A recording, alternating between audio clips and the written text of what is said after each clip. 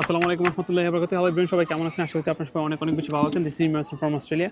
আর আজকের এই ভিডিওতে কথা বলবো অস্ট্রেলিয়াতে এসে পড়াশোনা করার জন্য আপনার পিটিইতে সর্বনিম্ন কত স্কোর লাগবে। আমরা জানি অনেকেই যে আইএলসের জন্য আমাদের ব্যাচেলরের জন্য সর্বনিম্ন 6.5 লাগবে, মাস্টার্সের জন্য 7 লাগবে, আপনার ডিপ্লোমার জন্য 6 অ্যান্ড নিচের লেভেলের জন্য আমাদের 5.5 হলে কিন্তু আমরা অস্ট্রেলিয়াতে এসে পড়াশোনা করতে পারবো। বাট এখানে কিন্তু আরেকটা কম্পিটিটিভ এক্সাম আছে, যেমন আইএলস একটা ইংলিশ প্রফিসিয়েন্সি টেস্ট তারা নিয়ে থাকে, স্ট্যান্ডার্ড মনে করে থাকে।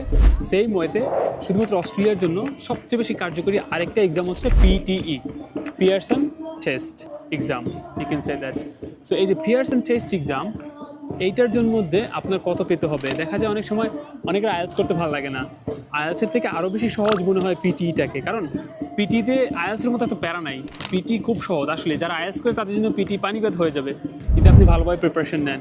সো যেহেতু পিটি নিয়ে সবার এত কনসার্ন, আর অস্ট্রেলিয়ান গভর্নমেন্ট বেশিরভাগ পিটির যেই আপনার অ্যাপ্লিকেন্টগুলো আছে তাদেরকে অনেক বেশি অ্যাকসেপ্ট করে, তাদের বিচারাকে অ্যাপ্রুভ করে, সেহেতু আপনার জানা দরকার আসলে অস্ট্রেলিয়াতে এসে আপনি যখন পড়াশোনা করতে চাচ্ছেন সেক্ষেত্রে আপনার পিটিতে সর্বনিম্ন কত স্কোর লাগবে।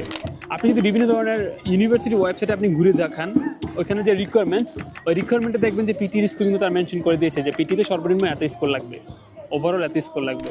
আইএলসের মেনশন করে দিয়েছে, বা অন্য আদার্স কোনো টোফেল এক্সাম যদি থাকে সেই টোফেল এক্সামগুলো কিন্তু ওইখানে মেনশন করে দিয়েছে। বাট ওইগুলো নিয়ে আমি আজকে কথা বলছি না, আজকে আমি শুধুমাত্র কথা বলবো পিটিই নিয়ে, কারণ আজকের মূল টপিকটা হচ্ছে পিটিই। চলুন কথা বলা যাক। 3 টাইপের মানুষ এখানে আসবে পড়াশোনা করার জন্য। নাম্বার 1 যারা ব্যাচেলর করতে চায়, নাম্বার 2 যারা মাস্টার্স করতে চায়, নাম্বার 3 যারা পিএইচডি করতে চায়। দেখা যায় অনেক সময় ডিপ্লোমা ভালো স্কোর না থাকার কারণে অনেক সময় ডিপ্লোমাও করে অনেকে, বা নিচের লেভেলেও কিন্তু অনেকে ইংলিশ কোর্সেও কিন্তু এখানে আসে। সো ওদেরকে আমি আপাতত এক সাইডে রাখছি, বাট এই মেইন 3 টাইপের মানুষকে নিয়ে আমি আজকে কথা বলছি। সো চলুন কথা বলা যাক ব্যাচেলর নিয়ে। আপনারা যারা অস্ট্রেলিয়াতে ব্যাচেলর এসে পড়াশোনা করতে চান, আইএলসের ক্ষেত্রে যেহেতু 6.5 লাগে, নো ব্যান লেস দেন 6, পিটির ক্ষেত্রে আপনার লাগবে মিনিমাম 50 থেকে 65, 50 থেকে 65 ওভারঅল কিন্তু আপনার লাগবে পিটির মধ্যে, খেয়াল রাখবেন। সো এই 60 থেকে 55 আপনি যদি পান তাহলে আপনি অস্ট্রেলিয়াতে ব্যাচেলরের জন্য অ্যাপ্লাই করতে পারেন।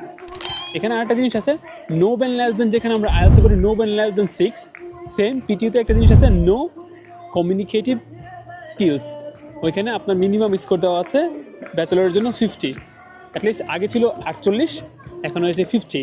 সো আপনার কিন্তু 50 পেতে হবে একটাতে, যে কোনো, নো প্রবলেম। এর নিচে পাইলে কিন্তু আবার দেখা যায় প্রবলেম ক্রিয়েট করবে। অনেক ইউনিভার্সিটি এই রিকোয়ারমেন্টটা কিন্তু প্রেফার করে, এটা অল অ্যাভারেজ বলা যায় রিকোয়ারমেন্ট।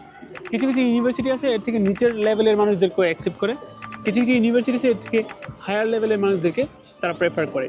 সো আপনারা চেষ্টা করবেন পিটিতে যেন 60 বা 50 থেকে 65-এর মধ্যে যেন আপনারা রাখতে পারেন ওভারঅল।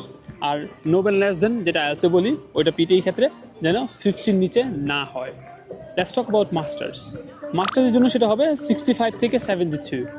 তো 65 থেকে 72 ফেলে আপনি হচ্ছে এখানে অস্ট্রেলিয়াতে এসে মাস্টার্স করতে পারবেন। যেহেতু পিটি এক্সাম সহজ, সো 65 থেকে 72 তোলাটা আপনার জন্য বেশি একটা প্রবলেম হবে না যারা মাস্টার্স করবেন। যদি আইএলস অনেক বেশি কঠিন মনে হয় আপনার কাছে 7 তোলা, সেটা আপনি পিটিটা দিতে পারেন।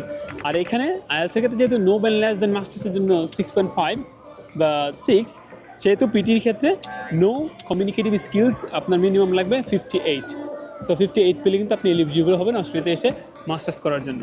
Let's talk about PhD. পিএইচডির ক্ষেত্রে দেখা যায় অনেক সময় 79 আপনাকে পেতে হবে পিএইচডি করতে আসতে হলে এখানে।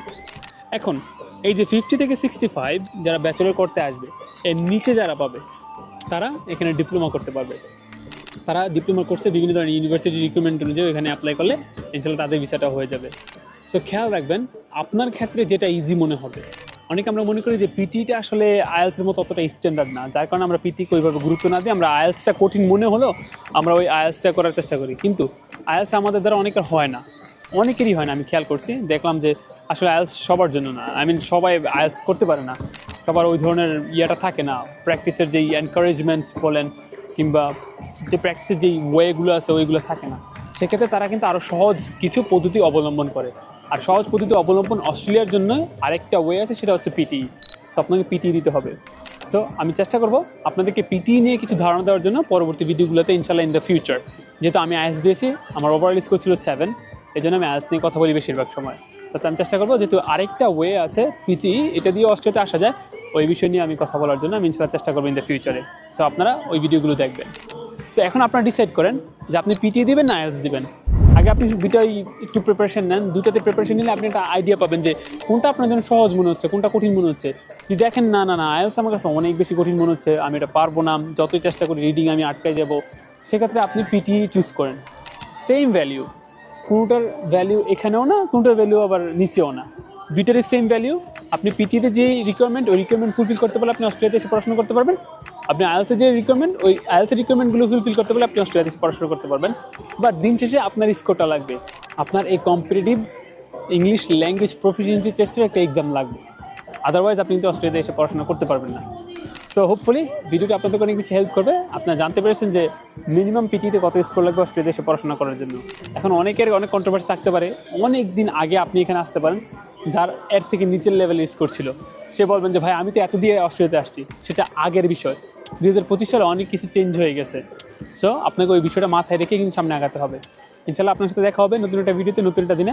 ততদিন পর্যন্ত আপনার সবাই ভালো থাকবেন, সুস্থ থাকবেন। আসসালামু আলাইকুম ওয়া রাহমাতুল্লাহি ওয়া বারাকাতুহু।